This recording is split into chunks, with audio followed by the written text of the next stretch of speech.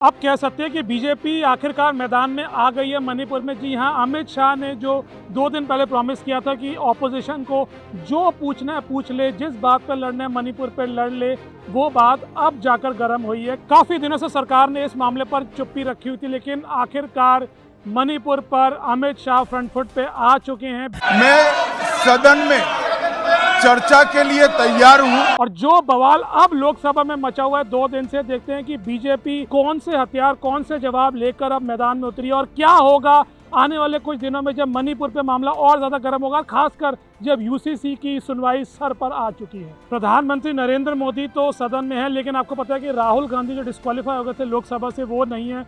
उनके बिहाफ पर कांग्रेस के प्रेसिडेंट मल्लिकार्जुन खड़गे जो हैं इस चीज़ को लेकर आगे बढ़ चुके हैं और पूरी ऑपोजिशन, चाहे वो आम आदमी पार्टी हो, नीतीश कुमार की जेडीयू हो, साउथ की मल्टीपल पार्टीज हैं जैसे केसीआर है या डीएमके के स्टालिन है, वो सब इस बात पे घेरने पे लगे हुए हैं कि किसी तरह से सदन ना चले और मणिपुर पर इशू जो है वो और गर्माता रहे। आपको समझना चाहिए वो क्यों कर रहे हैं। बहुत बड़े 2 कारण हैं, सिर्फ मणिपुर की सिंपैथी नहीं है, और भी एक बड़ा कारण है जिसकी वजह से वो ये बवाल खड़ा कर रहे हैं। इससे पहले कि हम आगे बढ़ें, आप कमेंट सेक्शन में येस और नो लिख के बताएं कि क्या इन 15 दिनों के मॉनसून सेशन में मणिपुर के इशू को सुलझा लिया जाएगा या नहीं। ऑपोजिशन चाहती है कि इस पूरे मॉनसून सेशन में मणिपुर का मुद्दा हमेशा गर्म रहे। पहला बड़ा रीज़न तो आप सबको पता है कि ऑपोजिशन हो या सरकार हो, कुछ भी कोई भी बात हो, वो चाहती है कि एक दूसरे को घेर लें। घेरेंगे तभी आगे जाके उनको पॉलिटिकली फ़ायदा होगा। लोकसभा के इलेक्शन तो चलो छोड़ दीजिए, जो आने वाले असेंबली के इलेक्शंस हैं जैसे राजस्थान में हैं, उसमें भी इन मुद्दों को लेकर पकड़ बनाई जा सकती है।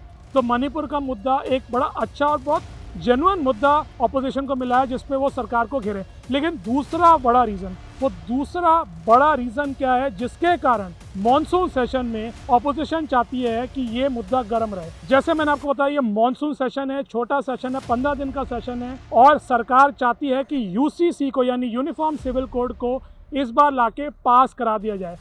सरकार के पास लोकसभा में पूरी मेजॉरिटी है, राज्यसभा में भी जोड़ तोड़ कर मेजॉरिटी मिली जाएगी तो ये बिल पास हो जाएगा। लेकिन अगर ऑपोजिशन किसी भी मुद्दे को, जैसे अभी मणिपुर है या कोई और मुद्दा मिल जाता है, अगर उसको उठाए और ऐसे ही जो एडजर्नमेंट है वो होती रहे, यानी पार्लियामेंट को बर्खास्त किया जाए क्योंकि बहुत ज़्यादा बवाल मच रहा है, प्रातः 11 बजे तक के लिए स्थगित की जाती है। इससे वो 15 दिन बीत जाएंगे और पूरी उम्मीद है कि फिर यूसीसी सर्दियों तक के लिए तो एटलीस्ट टल जाएगा।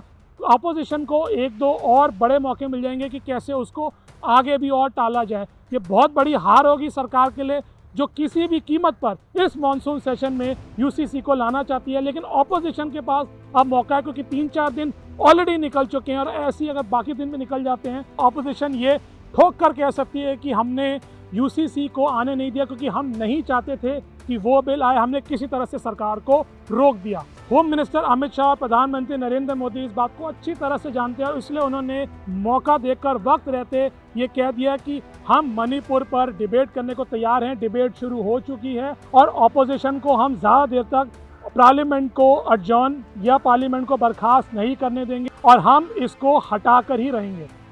लोकसभा के अलावा राज्यसभा में भी इसको उठाया जा रहा है। डेरेक ओब्रायन जो तृणमूल कांग्रेस की तरफ से एमपी हैं, उनका तो स्पीकर यानी हमारे वाइस प्रेसिडेंट धनखड़ साहब के साथ तक झगड़ा हो चुका है, आपस में तू में भी हो गई है, एक दूसरे पे छींटाकशी भी हुई है। और तृणमूल कांग्रेस ये चाहती है कि एक नहीं, दोनों सदनों में ये मामला गर्म रहे और किसी तरह से इसको आगे ना चलने दिया जाए। तो देखते हैं कि कैसे बीजेपी, जिसके पास बस कुछ ही दिन बचे हैं सेशन के, वो मणिपुर के मुद्दे के साथ साथ अपने यूसीसी को लेकर आकर पास कर सकते हैं, या कांग्रेस और इंडिया जो उन्होंने टीम बनाई है वो किसी तरह से बीजेपी को रोक पाएंगे। आने वाले दिन बहुत इंटरेस्टिंग होने वाले हैं।